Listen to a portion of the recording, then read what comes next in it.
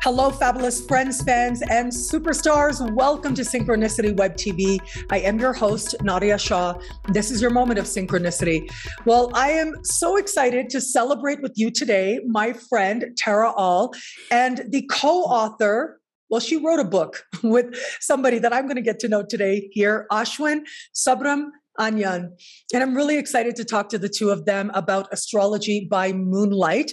And I love how this book, I feel, is presenting new ideas about the relationship between the moon phases and the planets. Now, Terri is actually going to be teaching a class on this at Synchronicity University for the March 2022 speaker series, and alongside some other brilliant astrologers. Just know that if you sign up before the end of February 2022, you can choose your tuition rate as low as just $5 a class. And you're about to learn the caliber of speaker we have here is truly phenomenal. And so I'm so excited to celebrate with you today, Terri and Aswin. Welcome, you guys. Thank you for being here. Thanks for having us. We're super excited too. Thanks very much for having us.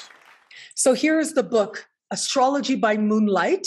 I love that I got this book, and I want to let you guys know that this is actually published by Llewellyn Books, which is a very prestigious publisher. So that alone makes those of us who write books go, ooh, there's got to be something here. And there really is. It's been such a wonderful read to explore how the phases of the moon connect with the planets. So, but first, look, let's take it a step back. How did the two of you meet? Aswin, you found me. You should tell them how you found me. Okay. Okay. I think we all have to thank Smiljana Gavrankic from Serbia, who still publishes the wonderful Infinity Astrological magazine. Yeah. I read one of Tara's article on tarot. I don't even know how this moon thing came up. I think we did a podcast together, and that's where the idea of something like this came up. So, and we initially, and this was, I think this tarot article was in 2017 or something, and I got in touch with Tara in 2018. So it was probably 1 year later. So, and Aswin, you were, you being a Vedic traditional Indian astrologer, you reached out to me as an evolutionary astrologer to talk about what some of the similarities might be. And so that's kind of what started our conversation. And and I think we started talking about the moon, and you brought up how the moon is mind in Vedic astrology. Yeah. And then we just started to riff on that. And I think we just had this sort of, big brain or heart storm about the moon. And I don't even know how we decided, but we wrote an article. See the beauty of I don't want to kind of brag about this, but the beauty of the collaboration is probably the moon is mind in Vedic astrology, but Mercury is mind in Western astrology. And a Western astrologer and a Vedic astrologer would probably end up arguing and they might separate. But we found a way to kind of bridge both. I think we wrote an article by early 2019 or probably late 2018. I don't remember exactly. And we wanted to pitch it to the Mountain Astrologer. And we sent a copy of the article to Frank Clifford. I think Frank Clifford kind of really liked the article. Yeah. Everyone loves Frank. Here's the thing. Once you have it set up, and I should start by saying this. First of all, we all know that, right, the moon phases, this work really is jumping on the skeleton of Dane Rudyard's work with the lunation cycle, right? So that really those ideas. And in evolutionary astrology, we work with planetary phases. So that's not an uncommon thing to work at the phases between the planets. What I'm not aware of someone doing is putting out particular material that takes the moon kind of as the home planet and looks at it in its relationships with each of the other planets. And I think it's interesting. We talk about, it's funny that it came out with the book with words, because the moon is such a heart. I know we say mind, but it's such a heart-centered part of us. And so we wanted to look at kind of that most personal, most personal separate sense of self that's kind of wrapped up in that moon, which has all the emotional memories, right? It holds all of our lineage, some people say we go back to our moon between lifetimes. That's what holds the memories of lifetimes. So we wanted to sort of look at what that felt like in relation to other planets. But once we'd sort of done the article with Moon and Mercury, we kind of had a flow. And so when Aswin said that should make a great first chapter, I was like, heck yeah. I mean, that we've already done one. So, let's just map them all out. And the Aswin pointed, he talked about this, but it's worth for me to mention again. I learned so much about myself and about astrology because the way we did it and the way he approaches it and the way we talked about it, and even with the language differences made, I think us both have to stop and rethink about things. What I mean by that is if someone says something different and you have to sort of reposition that and restretch, you come to a new understanding. And I feel like that in part is what made us excited about the project. So it was much less of a sort of, competing between East and West. It was much more of a, what happens like when two people who just love astrology, and I think we both love philosophy too. So that like definitely carries into our book. But yeah, it's like the archetypes in some ways came alive in new ways. And like Aswin says it, I think you put it in the book in the foreword or something. You put, when the book came forward to be written, we could only say yes. It was almost like, I don't know, some sort of divine, here it is. I mean, you don't say no. And, when the universe says, here's a wonderful thing for you to do. It's funny that people say that fate doesn't exist. Yeah. Especially, for me, it's quite. It was a great learning curve, and it was eye-opening at many levels because I was earlier. I mean, I always studied Vedic astrology, and then I was immediately exposed to traditional Western astrology through Chris Brennan's podcast and Ben Dyke's work. And I was always concentrating on those, still doing those. But I think the collaboration that we had threw me away to other dimensions that I would have never reached. So, I started studying Stephen Forrest. And until then, I never read any modern Western astrology. The only book, and Tara probably gave me those books. I did bring them to the conference. Yes. So Alan Oken's Complete Astrology, that was the first modern esoteric astrology book that I ever read, and it was in 2019. So you can imagine my exposure. But before that, I kind of tried to use outer planets when I was doing mundane work using Vedic astrology, but not in the way that evolutionary astrologers do. So, and then I started working with, but just following this EA Zoom meetings, wonderful Facebook platform, EA Zoom meetings, where I met some wonderful astrologers. Maybe I can mention a few, but it's okay. So, but, it's so interesting how we really are part of a family, right? Of course, I was mentioning before we started recording, me and my Cancer rising, moon in the 6th house. To me, I feel like this is family. And it's interesting how sometimes, even within families, right, you're kind of talking about something somewhat similar, but trying to find yourselves on the same page can be a little challenging. But you guys were able to do it in terms of finding this meeting place between Vedic or Eastern astrology and Western astrology. And you found a way to enrich your own practices as a result of communicating about your practice with the other. And I think that really does show up in the book. Now, Terri, you said something interesting. You said the archetypes came alive in new ways.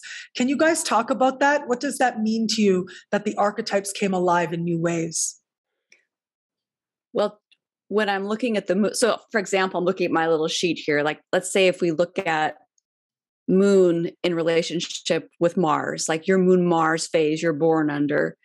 One way we looked at that is the moon being how we react or reaction, the Mars being how we act or action, more assertive than just reacting to what's happening. When you start to think about those types of dynamics, how the different archetypes are feel different, right? Like even that little nuanced difference between what's the difference between reaction and action? Because reaction's still an action, right? You know, you see what I'm saying? You get in this sort of space of, but what's the little subtle difference here? How does that feel different? And so I think when I say archetypes came alive, that's part of it. When we were writing, and one thing that we did in the writing is that we split it up in different ways. Meaning some of the chapters we each did half, some we each took a whole chapter. We made sure to kind of mix that up. But when I went and read the examples for like my own phases of the parts that Aswin wrote, maybe I wouldn't have said it that way or looked at it that way, but when I read it and actually received it, I was like, oh my gosh, I really feel that. And then that, for example, if that was my moon Saturn, again, a whole new relationship of what does moon actually mean for me? How does it show up for me? What does it mean when it's working with Saturn? What is, these whole pieces. So that's the whole idea of this whole thing is because there's not material, at least that I'm aware of. I mean, there's things somewhere, at least because there wasn't some book we could pull out to reference, for example, what the moon Mars gibbous phase is like, right? So in many ways, we were using our own charts, our own experience, people in our lives, our, clients that we'd work with, that type of thing, but there wasn't a reference point, right? So that's why I always say to people that this book is really more about inspiring people to think broader and look more. It's not about giving answers. It's about what if you open the field this way? So one of the cool things for us is there was less room to like have any kind of conflict because we're just on a uncharted territory together, going on a, like if it'd be like we went to a country neither one of us had been to. Well, nobody's going to have such a big attachment to anything because we're both just trying to figure what the heck out of like, what do we eat in this place we've never been? So, yeah. And when you get that back to beginner's mind, as you guys both know, I mean, everybody knows this, get back to beginner's mind, oftentimes that's when you make the more, the best connection with what actually is true. When you back off everything you think and all of a sudden you're back with a curious mind, you say, oh my gosh, like I would have never used that word for the moon and I've been practicing astrology now for a decade, right? It's like those kind of moments. Does that answer? That's at least for me. I get very excited about it because it was just. Of course, I can see your enthusiasm. Yeah. Absolutely. So what do you think about that, Aswin? How do you feel that you were able to explore these archetypes in new ways in terms of what you present in this book, which really is different than what I have come across? And I've been a full-time astrologer for a while now, 15 and a half years. I've been a student of astrology for almost, I think it's like over 30 years now. So I'm dating myself a little bit, but that's okay. I started out as a professional palm reader some 32 years ago, if you can believe it, as a child. And so, yes, I've come across a lot of wisdom over the years, but this really is something very special, quite unique. And so, Aswin, how do you feel that you were able to tap into a new understanding of these archetypes? I think, as Tara rightly said, we did not have any reference material. So we had to kind of rely upon our charts as well to see how things correlate. And one more important thing is like, I kind of tried to analyze some of the charts that I know. I mean, those people who are close to me and whose life I'm kind of aware about. So I tried to think about their chart, and I had a conversation with a few people about how they kind of went about those periods of life from a psychological point of view. Because at a literal manifestation, it's fine, it's okay, but that's more predictive. But we kind of dig deep into the psychological and evolutionary area to kind of present different colors of the moon. I think moon is the most personal planet, and it has various colors and flavors. So depending upon various situations, it kind of expresses itself, and it is always. Moon is void when it's alone, and when it is not having any aspect with any other planet. So that's what we call as void of force moon. So, but moon needs colors. So moon cannot be colorless. So when moon has some kind of relationship with various planets, it kind of changes colors, and we kind of express. I don't want to make it very cause and effect, but the idea is like when, as Tara mentioned about moon, I'll take the same thing, moon and Mars. There are various dimensions of moon and Mars. So it's really hard for us to kind of put both moon and Mars relationship in one bottle. Mm-hmm. So and when I was writing Moon and Venus, I have this Moon Venus opposition. So I kind of put myself and I had various. I entered into various thought process and kind of tried to decode how I kind of evolved as a human being in terms of accepting relationships, because it's I've never had much disagreements in my life. So I think this Moon Venus opposition kind of helps me to kind of have no disagreements. I've never had any disagreements in my life. That's I just kind of don't say anything if a person is quite aggressive or something like that. So I just leave it there without arguing or something like that. I just leave it there. So there is no disagreement. And I've tried to manage myself so far like that. So I think that's one of the most important things to that was I don't know if I even mentioned this in my book, in our book, but the point is like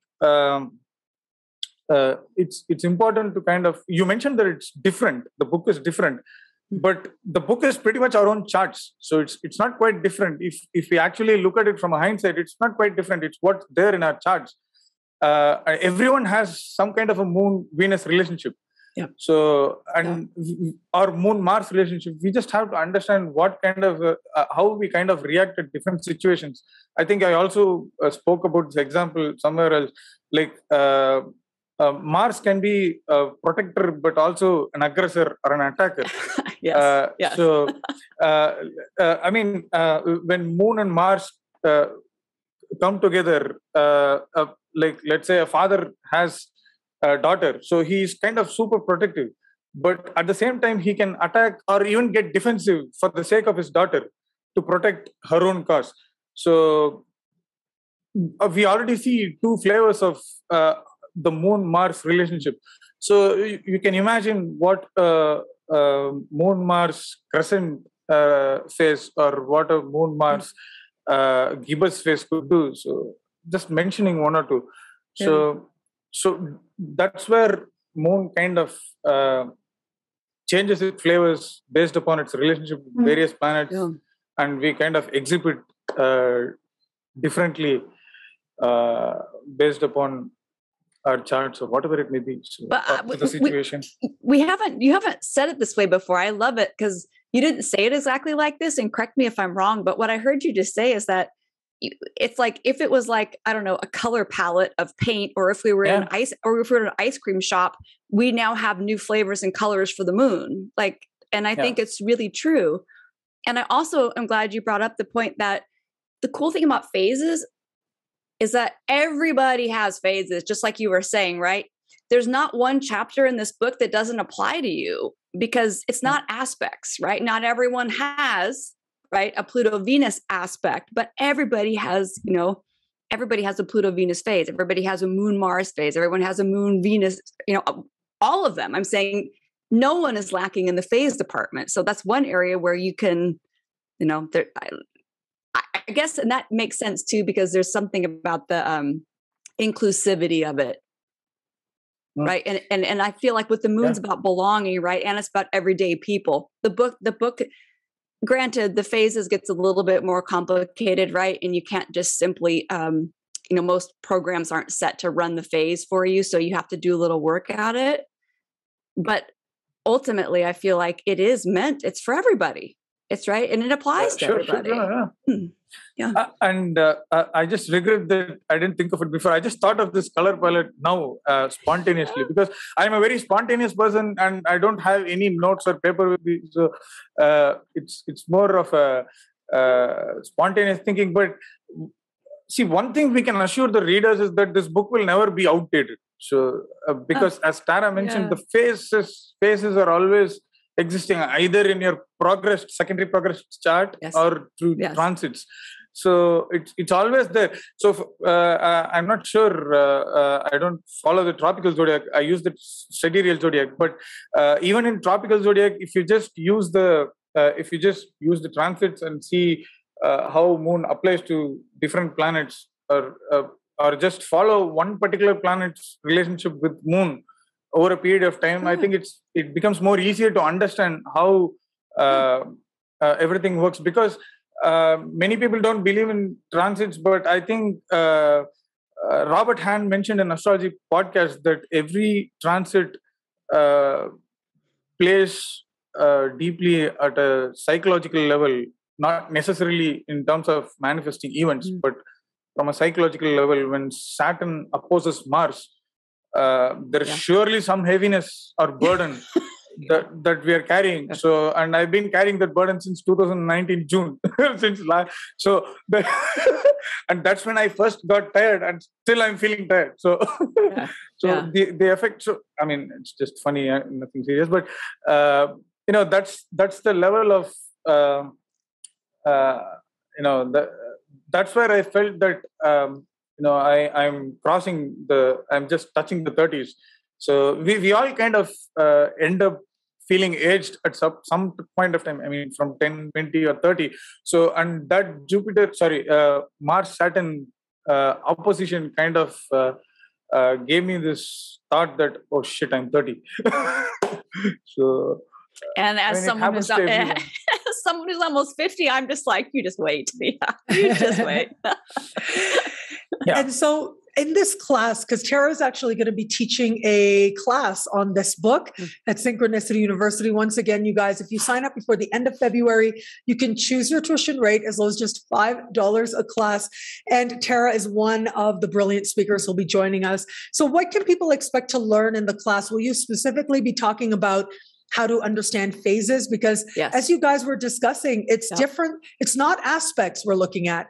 Correct. This is phases, just like the moon, like when we think about the full moon, when we think about the new moon, the quarter moon, it's like that, but you're doing it differently in that it's not the relationship between the sun and the moon. It's each planet has a relationship. Each planet is either having a full moon moment with the moon or having a quarter moment with the moon in your birth chart. Or with any other planet or body, right? Yeah. But the easiest way, I mean, and like in a class, you can only get so far, but we're going to talk about the 8 basic moon phases, right? Or the solely lunar phases, because once you learn those, the relationship between the sun and the moon, the archetypes of those phases applies to every other 2 bodies you put together.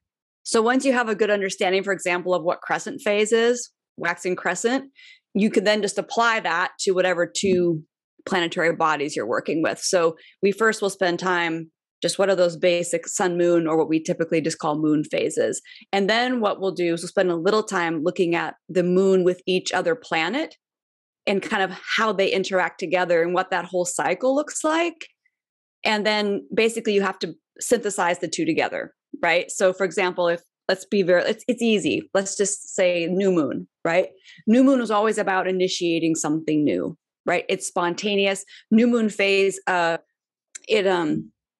links with Aries energy. So anything you know about the Aries archetype, when new moon has that, it's spontaneous, it's instinctual, right? It's like in your gut what to do, even though you can't see what's happening outside, just like a new moon, right? You can barely see it. You take that energy and apply it, let's say, to the moon and Mars together. And Aswin was talking before, we can talk about either the moon being reaction and Mars being action and how to bridge them, or maybe a more easy one is to say moon is about belonging and Mars is about breaking out and doing whatever the hell you want to do on your own. So now you take new phase, I want to initiate something new, and you think about your moon and Mars. If you're born with a moon Mars new phase, those 2 planets and the area that they're trying to bridge or work out together is a new experience for you. Any new phase you have means it's brand new. Mark Jones does a great job of talking about phases this way. He says new phases is like two people sit down on the couch together for the first time. Imagine what that experience is like versus at the end of the whole cycle. You've been on the couch together for 80 years and, you know, you've been around the block. But that's the thing, right? Everything, you can think about a garden. A seed is planted, right? It's going to grow. Eventually, if it turns into, you know, a full plant or a tree, it's going to either blossom or have fruit, and then it's going to wind down. Everything's that way. Everything cycles. So we just take those concepts and apply them into a little bit more complicated, I guess, concepts, which is looking at how the parts of me or you, how those parts are working together. And it gets super fun. Like for me, like if you think about moon, we talk about it. Certainly the sun represents ego in many ways too, but in evolutionary astrology, we give that mostly to the moon because it's such a personal, separate experience. But so if you take, for example, that moon, and then you put it with Pluto, which is completely about the soul deeper level, think about that. How is my ego versus my soul working together? How am I bridging those two parts of myself? Am I in a brand new cycle with that? Am I halfway and I'm super aware and it's full, you know, and it's a full phase for me? So some of the things I think it's fun to think about, like the moon, we talk about it being bound, right? It's the moon. It's like, it likes to be in a body, likes to be comfortable, likes to have its, you know, little, I don't know, routines and rhythms, right? Put it with Uranus, completely unbound, right? Think about those two parts of yourself. Where are you at in bridging that process? And again, it's super different depending on where you are. And so you can kind of see, even based on me saying this, how those different colors and flavors Aswin talked about, how they pop out. Yeah. And you realize pretty quickly too, like, what does my moon want? And who's in charge, right? Like, is my moon trying to run the show, or is it Neptune now and me trying to, you know, who's? I think that's one of the most important things that you mentioned. Moon is always about what I want. It's not even need, but want. So moon is so selfish, yes, in terms of what it needs, and it kind of goes to any extent. Kind of we don't mean selfish in a bad way. Just simply yes. Moon is self-interested. Yes. So self-centric. I mean, everyone's moon is kind of it's kind of self-centric in their own way, because everyone reaches out for what they want, and moon kind of drives them to do that. And I think. You were in full flow, and you already kind of kickstarted a class or something like that. It was wonderful. It was, yeah. I mean, I know I'm really looking forward to your class. And just as you were talking, I started thinking about my chart differently. Like, oh yeah, my moon is in like first quarter with my Pluto. And I just started thinking about the relationship, and it's like taking a leap forward from just aspects. It's moving beyond aspects to really understand how those energies are being lived through us. And I think it just sounds so fascinating and so different. And that's part of what I love about it, is that I haven't really come across these ideas before, looking at the phases between the moon and all the different planets. And like it was said, all the different planets are here. So you get to go through all the major planets that are looked at in astrology, right to Pluto, as Tara mentioned, Pluto, and you get to learn something new and see your moon differently and your Pluto differently as well as a result. Yeah. Well, thank you so much, you guys, for being here. Thank you for talking about your amazing book, Astrology by Moonlight. Look, I've loved reading this book. I've loved talking to you guys. Tara, I'm really looking forward to your class with the March 2022 speaker series at Synchronicity University. You guys, I will link to more information below. Aswin, it was so nice getting to know you as well. Thank you both for being here. Thanks for having us. It was great. We don't get that many opportunities with the East-West thing to all be here. So this is a rare treat. And Nadiya, we're both super excited it's with you. So thank you so much. Oh, thanks you so much. Thanks very much. It was wonderful.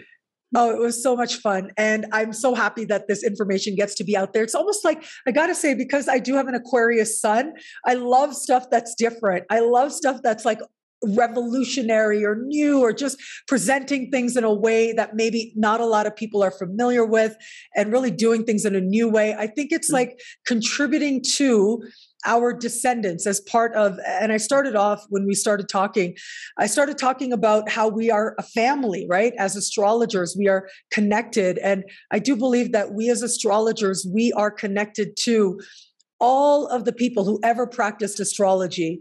All of the astrologers who contributed to this practice are our ancestors. And so when you do something different like this book, it really becomes a wonderful contribution to our descendants, the future astrologers. So just congratulations to you both on that. Oh, thank you. Thanks. Thank you. Well, thank you again. And thank you everybody out there for watching. And until we connect again, take care. Bye.